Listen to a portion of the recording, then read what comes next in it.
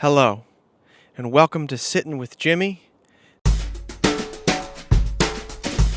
This is the place where we discuss all things creative because creativity is a way of life. I talk a lot on this channel about letting go and embracing what is in order to use our creativity more purely.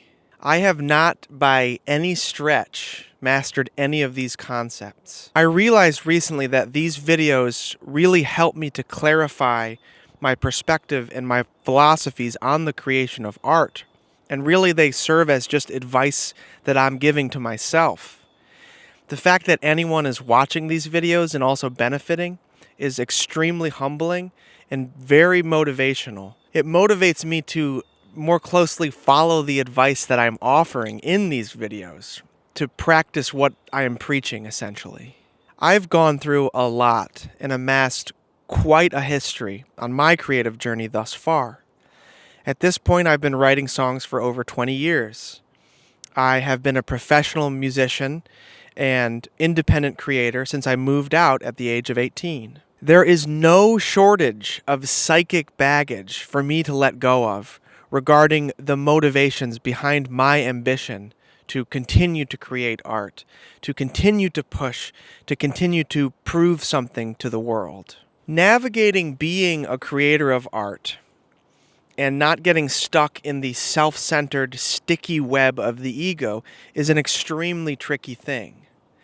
I have found that for me, burnout is usually the result of getting tangled in this web, which makes me wonder what the spider represents in this metaphor. My best guess is guilt, fear, and solipsism. So I've been in this process of cycling through burnout and picking myself back up to keep creating art and learning as I go. A couple months ago, I had this really profound and deep memory of when I was around 7 or 8 years old. It was right around the time that it is right now, where the leaves are falling off of the trees. There's still some that are left, but they're really on their way out, so it's like late October, early November.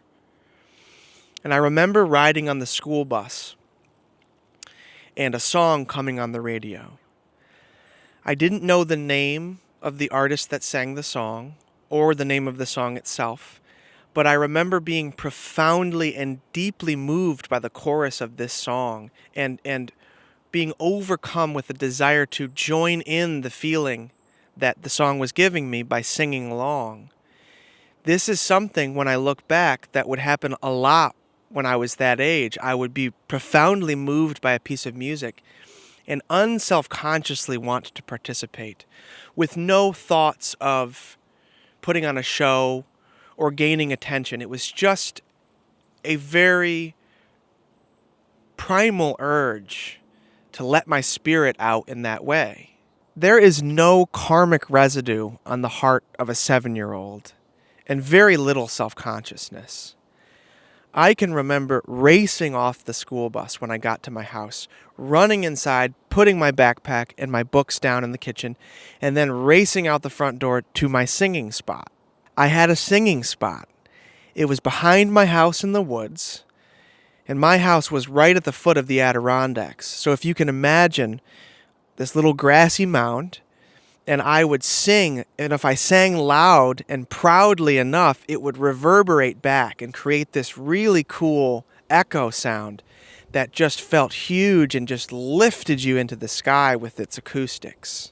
So the kind of singing that I would do here was often really loud, really proud, and full of spirit. So there I was, 7 years old, singing the chorus of this song into my singing spot and feeling it reverberate back to me. I'm going to try to duplicate what that maybe might have sounded like, except for, if you can imagine, it's like a 7-year-old, so much more high-pitched. Please remember me.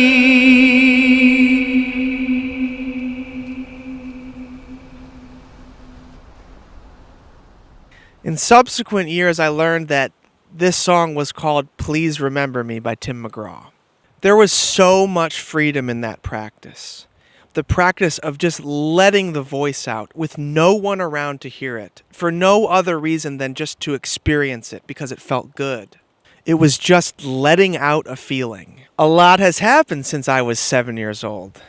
The years and years of singing professionally, the years of there being something at stake when I sang, money, reputation, justification of my worth as a musician, really effectively squashed that joy out of my body to the point where I lost that relationship nearly completely. I developed chronic symptoms related to my voice, and my joy of singing slowly and surely just disappeared to where my relationship with my voice didn't resemble anything like it did back when I was just letting my spirit out.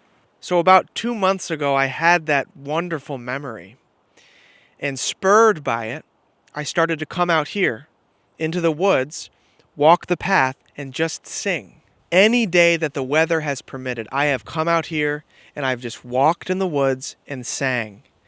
And I cannot tell you how tremendously beneficial it has been for my mind and for my body and my relationship with my voice.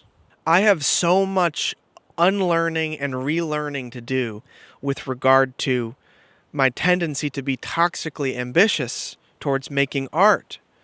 And it really does feel like my voice has been the slowest to return to a state of balance in this process, because the voice really is a reflection of your vibration and it really doesn't lie. So coming out here in the woods, in this beautiful place, and singing Hank Williams and James Taylor and my own original music has reconnected me with the spirit of what singing really is, which is a beautiful release of the spirit.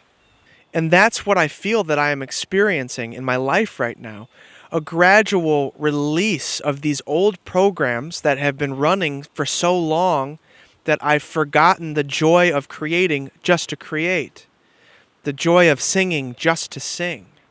Do I pass people out here with their dogs walking around? And do they look at me like I'm crazy? Yes, they do. But I do not care. I don't care. I find it very poetic that as I have walked here and sang here over the past 2 months, as I've reconnected with a fundamental part of myself that's been lost for years, the seasons have changed from summer to fall. The trees in this forest are letting go of their leaves the same way I am letting go of parts of myself that are no longer loving to me. And it's easy to look at these trees and to look at this change and feel like something is being lost. But that is an experiential impression that's rooted in now and doesn't see the context of what is to come. The leaves that fall here in this forest today become the food for tomorrow. It is a cycle that is very similar to the cycle of artistic creation. If we are not letting go of what is no longer serving us, we are not feeding tomorrow. There is no food for something new to grow, and we become stuck right where we are. If we, however, pay attention to the cycle of nature as it ebbs and flows in harmony with itself, we learn that by letting go of what is no longer serving us, we not only produce this vibrant explosion of color in our lives, but we feed the soil of our precious human experience. We learn that there is a season for letting go, and it is necessary for growth. So it's been really, really wonderful to return to this place and to return, in a sense, to myself and get closer to the more pure motivations of why I started to write songs in the first place. This process has created in me a really profound feeling, and it's a feeling that I hope all of you can experience, and maybe this message helps get you there. So I encourage you in this season to ask yourself, what thought patterns, what habits am I holding on to that are no longer serving me and therefore not serving my art? And then I encourage you to follow the example of these trees and let it all go. When you do, you are feeding tomorrow with love and compassion. Thank you so much for watching. I hope this message resonates with you. I hope that you can use it as a jumping off point to let go of things that are no longer serving you or your creativity or your art. Please subscribe. It helps the message go farther. Thank you so very much. I hope you're having a great week. I hope you're making great art and learning about yourself in the process. Thank you. We'll see you next time.